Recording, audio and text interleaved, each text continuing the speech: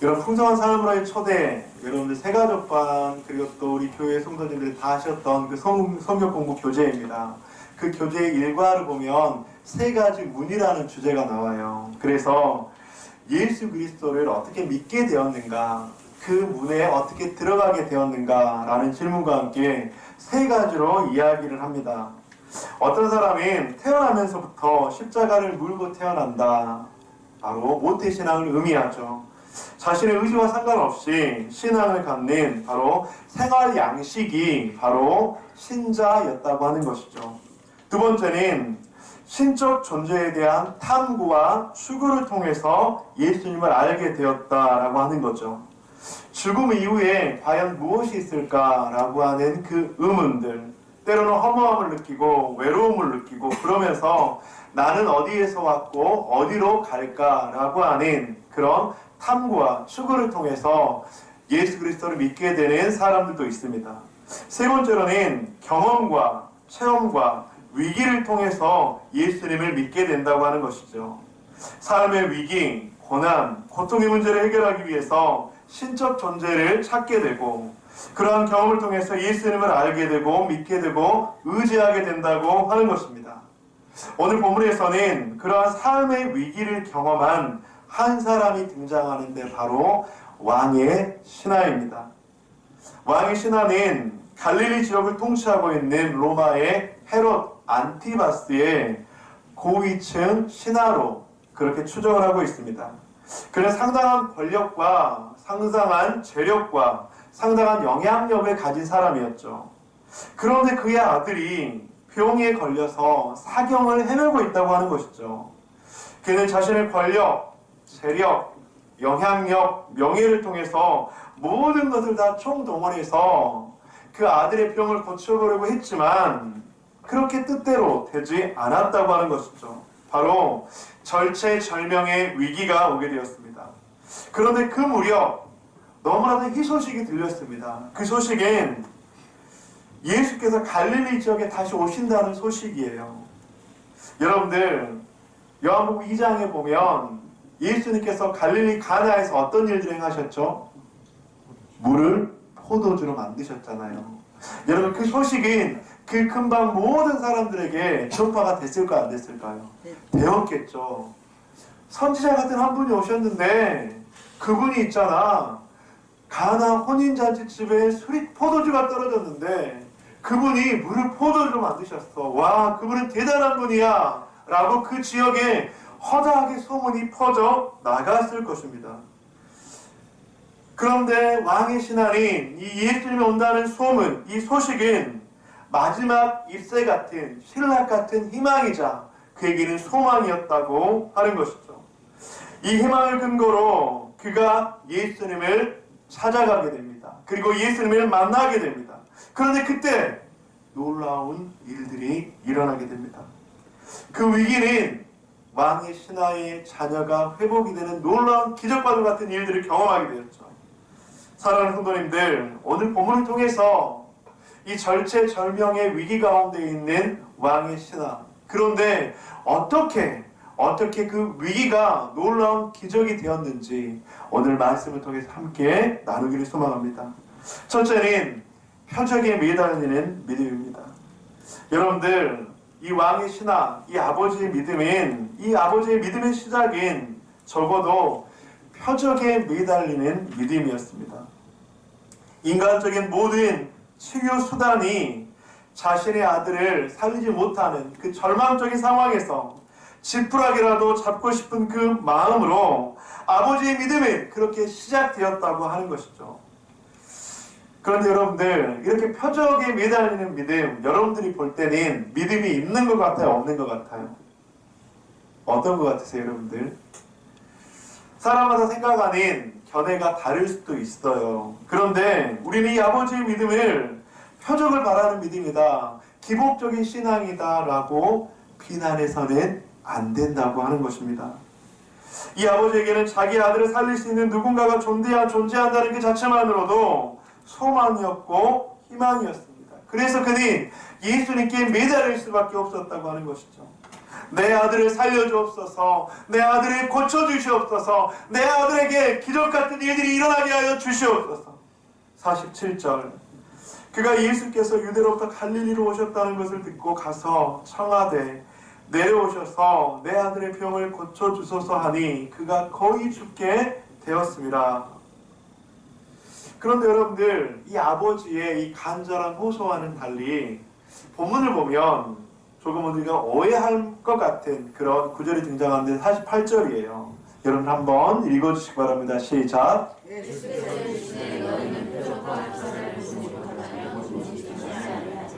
우리가 그 문자 그대로만 보면 예수님께서는 굉장히 책망하고 비난하는 것 같은 그런 뉘앙스잖아요. 근데 원어적인 해석, 그 다음에 전체적인 문맥을 보면 비난하거나 그 다음에 책망하는 것이 아니라 예수님께서는 이 왕의 신하에게 굉장한 도전과 영적 자극을 주고 있다고 하는 것입니다. 그래서 조금 더 큰 믿음으로, 표적을 매달리는 믿음이 잘못되었다는 것이 아니라 조금 더 큰 믿음으로 나아갈 수 있도록 지금 예수님은 왕의 신하에게 도전하고 있다고 하는 거예요. 사랑하는 성도님들, 표적에 매달리는 믿음, 우리는 이러한 믿음의 동기로 믿음의 출발을 할 수 있게 됩니다. 그런데 오늘 이 주일 예배를 통해서 한 가지 더 도전드리고 싶은 것은 우리 모두가 표적에 매달리는 그 믿음을 가지고 있지만 거기에서 멈춰 있지 않기를, 거기에서 정지되어 있지 않기를 주님의 이름으로 간절히 축복합니다. 아멘. 여러분, 표적에 매달리는 믿음은 어린아이의 신앙처럼, 갓난아이의 신앙처럼 주님 나에게 이것이 필요합니다, 주님 나를 도와주세요, 주님 나와 함께 해주세요. 여러분, 그 기도는 나쁜 믿음은 아니에요. 비난할 수 없습니다. 하지만 우리가 주님 안에 함께 살아가며 이 표적에 매달리는 믿음에서 한 단계 더 나아간다면 더 많은 것을 볼 수 있고 더 많은 것을 누릴 수 있고 더 많은 풍성함들을 경험하게 된다고 하는 것입니다. 표적에 매달리는 믿음, 우리는 절대적으로 무조건적으로 비난하면 안 됩니다. 하지만 믿음의 문으로 들어가는 시작점에서 우리는 그 다음 단계의 믿음을 구하고 기도해야 된다고 하는 것이죠. 왕의 신하에게는 다음 단계의 믿음이 필요했습니다.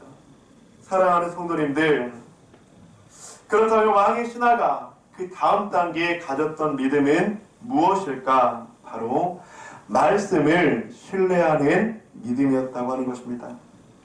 아직도 예수님의 기대를 알아차리지 못한 왕의 신하는 또 한 번 예수님께 요청하는 말씀을 하고 있어요. 49절, 신하가 이르되 주여 내 아이가 죽기 전에 내려오소서. 그러니까 예수님이 만나서 예수님 내 아들을 주님께서 고쳐주시옵소서 하고 이야기를 했는데 다시 한번 주여 내 아이가 죽기 전에 내려오셔서 그렇게 이야기를 하고 있습니다. 그런데 이때 예수님께서는 또 반응하시는데 아이가 아픈 곳으로 가셨을까요? 가지 않으셨을까요? 우리가 이렇게 알고 있지만 가지 않으셨습니다. 그리고 그냥 말씀만 선포하고 있습니다. 50절, 예수께서 이르시되 가라 내 아들이 살아있다 하시니 예수님은 왕의 신하와 함께 병상에 내려가 안수기도도 할 수 있으셨겠지요. 그런데 그렇게 하지 않고 다만 치유의 말씀으로 바로 반응을 하셨다고 하는 것입니다. 왜 이렇게 말씀하셨을까요? 여러분들 한번 그 상황을 한번 떠올려 보세요. 왕의 신하가 높은 재력, 명예, 신분을 가지고 있는 그 왕의 신하가 예수님께 찾아왔잖아요. 예수님 내 아들을 고쳐주세요. 여러분, 만약에 왕의 신하가 예수님의 기적을 보면서 예수님을 믿게 되면 굉장히 큰 영향력이 아마 있었을 거예요. 그래서 예수님께서 마지못해서 그 왕의 신하와 함께 가서 그곳에서 왕의 신하를 안수하고 고쳤으면 얼마나 많은 사람들이 놀랐겠습니까? 와, 예수님이 대단하시구나. 그런데 예수님이 그렇게 하지 않으시고 그냥 말씀으로만 하셨다는 거예요. 사랑하는 성도님들, 아마도 예수님은 이 반응을 통해서 왕의 신하의 믿음의 성숙을 기대하고 있었던 거예요.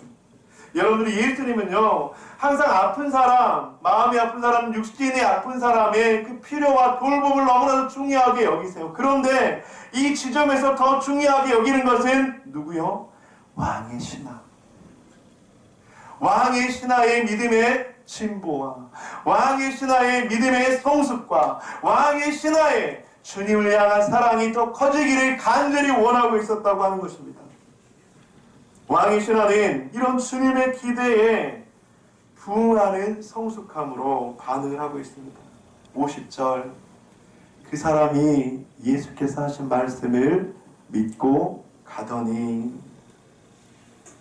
믿음의 근거로 말씀을 붙잡고 있는 아버지의 모습이 보이십니까? 표적에 매달리는 그 믿음에서 이제 말씀을 붙잡고 나아가는 아버지의 모습이 보이십니까? 예수의 말씀이 이제는 믿음의 근거가 되었습니다. 예수의 하신 말씀을 믿고 가더니, 로마서 10장 17절에서는 그렇게 말씀하지요. 그러므로 믿음은 들음에서 나며 들음은 그리스도의 말씀으로 말미암았느니라. 사랑하는 성도님들, 오늘 우리들의 믿음의 근거는 무엇입니까? 우리들의 마음속에 존재하는 희망이나 기대감이십니까? 아니면 하나님의 말씀입니까? 왕의 신하의 믿음인 짧은 순간에 놀라운 믿음의 변신을 가져왔습니다. 표적에 매달리는 믿음에서 말씀을 신뢰하는 믿음으로 옮겨가게 되었다고 하는 것이죠. 그런데 여러분들, 이때 놀라운 일들이 일어나게 돼요. 그가 말씀을 붙드는 순간, 그가 말씀을 의지하는 순간, 그가 말씀을 믿는 순간 말씀이 그를 붙들기 시작한다는 것입니다. 하나님의 말씀이 이 왕의 신하를 붙들기 시작했습니다. 아마도 아버지는 집으로 뛰어가는 것 같아요. 우리 51절을 현대 성경에 보면 이렇게 이야기하거든요. 서둘러 집에 가고 있는데, 왕의 신하 이 아버지는 서둘러 집으로 가고 있습니다. 말씀이 그 인생을 변화시켜서 그 응답의 현장, 기도의 역사의 현장에 서둘러 가고 있다고 하는 것입니다. 신학자이자 목회자인 토니 목사님은 성경학교에 입학하는 그런 학생들을 보면서 이렇게 인터뷰를 하면서 물었다고 합니다. 자네는 날마다 믿음으로 승리하며 살아가는 모습이 무엇이라고 생각하나? 그러니까 믿음으로 승리하는 삶이 무엇이라고 생각하나? 그렇게 물었다고 해요. 학생은 대답합니다. 네, 목사님, 제가 말씀을 붙들고 사는 것이지요. 토니 목사님은 그래, 자네의 말은 틀리지 않는 말이네. 그러면서 자네가 말씀을 붙들고 사는 것보다 더 중요한 것이 있다네. 그러니까 이 학생이 내가 말씀을 붙들고 살고 있습니다. 너무나도 귀한 신앙이잖아요. 근데 토니 목사님은 내가 말씀을 붙들고 사는 것보다 더 중요한 것이 있다고 말씀하세요. 그 학생이 질문합니다. 무엇입니까? 자네가 말씀을 붙드는 것이 아니라 말씀이 자네를 붙드는 것이라네. 사랑하는 성도님들, 내가 말씀을 붙드는 것이 아닌 말씀이 나를 붙들기를 주님의 이름으로 간절히 축복합니다. 우리가 주님의 말씀을 신뢰하는 순간 이 말씀이 우리를 붙들게 됩니다. 우리는 그런데 연약한 죄인이에요. 우리는 너무나도 연약한 사람들이에요. 우리가 주님의 말씀을 100% 다 붙들며 살아간다는 것은 이 세상에서 어쩌면 불가능해요. 사랑하는 성도님들, 그런데 우리가 주님을 신뢰하는 그 순간 주님의 말씀이 우리를 붙들고 주님의 말씀이 우리를 이끌고 주님의 말씀이 우리를 견인해 주신다고 하는 것입니다. 이 얼마나 놀라운 축복입니까? 설사 내가 주님의 은혜 가운데 있지 않는다 할지라도, 주님의 그 동행하심 속에 있지 않는다 할지라도 주님의 말씀이 우리를 붙들어서 나쁜 길로 가지 못하게 하고 잘못된 길로 가지 못하게 하고 우리를 바른 길로 이끌어 주신다고 하는 것입니다. 사랑하는 성도님들, 우리가 주님의 말씀을 붙드는 것도 너무나도 중요합니다. 그런데 그 다음 단계, 하나님의 말씀이 우리를 붙드는 순간 우리는 승리하는 삶이 될 줄 믿습니다. 그렇다면 하나님의 말씀이 우리를 붙들기 위해서 우리는 어떻게 해야 될까? 정답은 한 가지입니다. 말씀 안에 거하는 것입니다. 말씀을 사랑하는 것입니다. 말씀을 먹어야 합니다. 말씀으로부터 공급받아야 합니다. 우리 더버듬의 가족들, 2023년을 마무리하며 또 2024년을 기대하며 말씀을 더욱더 사랑하고 말씀 안에 거하는, 말씀을 먹고 공급받는 저와 여러분들 되시기를 주님의 이름으로 간절히 축원드립니다. 아멘.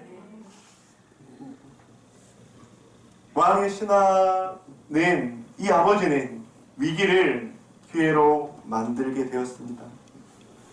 표적을 구하는, 표적에 매달리는 믿음, 말씀을 의지하는 믿음. 그런데 여러분들, 표적에 매달리는 믿음과 말씀을 의지하는 그 믿음 가운데 놀라운 축복을 주시는데, 바로 가족을 구원하는 놀라운 역사가 있었다고 하는 것이죠. 왕의 신하의 믿음은 자신의 아들만 구원한 것이 아니라 가족 전체를 구원하게 됩니다. 오늘 본문이 53절입니다. 다 함께 읽겠습니다. 시작. 그 아버지가 예수께서 나의 아들이 살아있다 말씀하신 그때인 줄 알고 자기와 그 온 집안이 다 믿으니라. 성도님들, 빛은, 반짝반짝 빛나는 빛은 숨길 수가 없죠. 이처럼 살아계신 주님의 일하심을 경험한 사람들의 간증을 우리는 숨길 수가 없습니다. 그리고 그 간증은 가장 가까이서 간증의 실제를 목격한 사람들에게 영향을 끼칠 수밖에 없다고 하는 것이죠.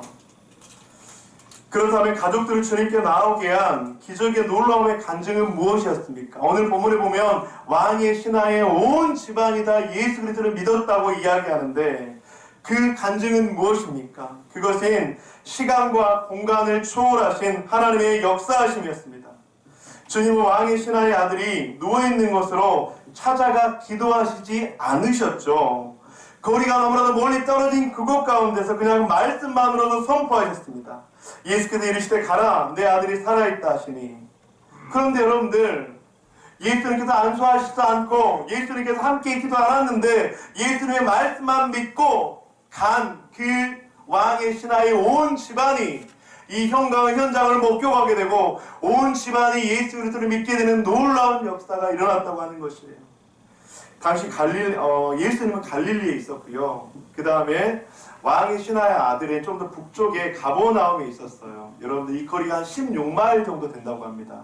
16마일이면 걸었을 때 7시간 정도의 거리였다고 합니다. 여러분들, 7시간 동안 예수님께서 어쩌면 한 영혼을 구하는 마음으로 가실 수도 있었겠죠. 그런데 예수님께서는 가시지 않고 말씀으로만 그렇게 치유하셨고, 왕의 신하는 믿고 순종함으로 가며 그 기적을 경험했다고 하는 것이죠. 그런데 이 말씀을 왕의 신하가 믿고 자기 집으로 내려가던 중에 종들을 만났죠. 종들은 주인의 아들이 열이 떨어지고 살아났다고 보고합니다. 그런데 주인이 그 종들의 이야기를 듣고 어떻게 했죠? 시간을 물었죠. 혹시 예수님께서 혹시 아들이 몇 시에 열이 떨어지고 회복됐어? 종들은 이야기합니다. 제7시, 우리나라 시간으로, 현재 시간으로 오후 1시 정도 되거든요. 주인님, 1시 정도에 열이 떨어지고 회복이 되었어요. 그런데 그 1시는 예수님께서 내 아들이 살아났다 선언하는 그때였다고 하는 것입니다. 52절, 그 낫기 시작한 때를 물은즉 어제 7시에 열기가 떨어졌나이다 하는지라. 53절, 그의 아버지가 예수께서 내 아들이 살아있다 말씀하신 그때인 줄 알고. 성도님들, 저는 이 부분을 보면서 질문이 생겼어요. 어떤 질문이냐면 52절에서 보면 왜 낫기 시작한 때를 물었을까요, 여러분들? 왜 왕의 신하하는 그 종들에게 종들아, 내 아들이 혹시 몇 시, 언제쯤에 낳았니? 왜 그렇게 물어보셨을까요? 혹시 의심을 했을까요? 아니면 혹시나 해서 물어봤을까요? 그런데 50절을 보면 여러분들, 그 사람이 예수께서 하신 말씀을 믿고 가더니 했잖아요. 그래서 아마 의심이나 혹시나 하는 마음은 아니었던 것 같아요. 여러분, 혹시 이런 경험 했습니까? 시험을 치는데 시험을 너무나도 잘 친 거예요. 뭐 자격증 시험을 친다거나 아니면 학교에서 실기 시험을 친다거나 시험을 쳤는데 너무나도 잘 친 거예요. 그러면 여러분들 시험이 끝나자마자 여러분들 어떤 걸 하고 싶죠? 확인을 하고 싶지 않아. 내가 친 게 진짜 100점 맞았나? 아니면 이게 긴가민가 했는데 꼭 맞은 것 같은데 다 맞지 않았을까? 하고 확인을 하는 거죠. 여러분, 바로 오늘 본문의 왕의 신하는 의심이 아니라 확신을 갖고 확인하고 있었다고 하는 것입니다. 우리가 기도를 했어요. 그리고 그 기도가 응답이 되었나 되지 않았나 이렇게 확신을 갖고 확인하는 것, 사랑하는 성도님들, 바로 이것이 살아있는 믿음인 줄 믿습니다. 그런데 그렇게 확신하며 확인하는 믿음의 결과는 어땠습니까? 53절, 그의 아버지가 예수께서 내 아들이 살아있다 말씀하신 그때인 줄 알고, 그렇지, 내가 믿었던 그분이 이야기한 그때 내 아들이 살아났구나, 내가 그렇게 확신했던 그분이 이야기했던 그때 내 아들이 살아났구나. 왕의 신하님 알게 되었습니다. 그런데 여러분들, 저는 여기서 또 한 가지 질문이 생겼습니다. 이 왕의 신하의 아들이 살아난 이 사건을 왕의 신하만 알았을까요? 왕의 신하가 이야기했겠죠. 종들이요, 가족들이요, 내가 그분을 만났는데 있잖아, 그분이 말씀으로 우리 아들이 치유해 주셨는데, 그때 치유해 주셨다고 하는 그때 우리 아들의 열기가 떨어졌어, 나는 그분을 만났어 라고 이야기했겠죠. 그런데 이때 그의 가족들에게 놀라운 구원의 은혜가 임하게 되었다고 하는 것이죠. 한 사람의 믿음, 이 한 사람의 믿음인 시간과 공간을 초월한 이런 믿음은 놀라운 능력으로 나타났습니다. 그 믿음으로 말미암아 한 가정이 변화되고 구원의 역사가 일어났다고 하는 것이죠. 저는 이 말씀을 보면서 특별히 가족의 구원을 위해서 기도하는 성도님들이 생각이 났습니다. 사랑하는 성도님들, 나 한 사람의 믿음, 시간과 공간을 초월하신 그 하나님에 대한 그 믿음이 우리의 온 가족을 구원하게 하실 줄 믿습니다. 주님께서는 시간과 공간을 초월하시는 무소부재하신 하나님이십니다. 주님이 이 세상을 창조하시고 구원하시는 다시 오실 예수 그리스도이십니다. 그 예수 그리스도를 믿는 그 믿음은 내 가족들과 함께 있지 않는 그 현장 가운데서도 우리들의 가족들을 변화시킬 줄 믿습니다. 나의 한 사람의 그 믿음은 도저히 바뀔 것 같지 않는, 도저히 회복될 것 같지 않는 그 사람 가운데 역사에서 그 영혼을 회복시키시고 치유시키시고 구원의 역사를 허락하실 줄 믿습니다. 말씀을 마무리하도록 하겠습니다. 위기를 기회로 만든 믿음 무엇입니까? 바로 표적에 매달리는 믿음입니다. 말씀을 신뢰하는 믿음입니다. 가족을 구원하는 믿음입니다. 여러분들이 여기서 어떤 믿음이 더 뛰어나다 뛰어나지 않다 그렇게 말씀드릴 수는 없어요. 우리 모두가 표적을 붙잡고 주님 앞에 간절히 기도해야 돼요. 그런데 표적을 붙잡고 간절히 기도하셨던 분들이라면 이제 말씀을 붙잡고 기도해 보세요. 그 가운데 하나님께서 일하십니다. 역사하십니다. 온 집안이 다 예수 그리스도를 믿게 하는 구원의 은혜를 허락하십니다. 사랑하는 더보듬의 가족 여러분, 이 말씀 붙잡고 이번 한 주 기도합시다. 이 말씀 붙잡고 주님의 은혜를 간구합시다. 이 말씀을 붙잡고 하나님께서 행하실 놀라운 은혜를 기대하며 저와 여러분들 되시기를 주님의 이름으로 간절히 축원드립니다.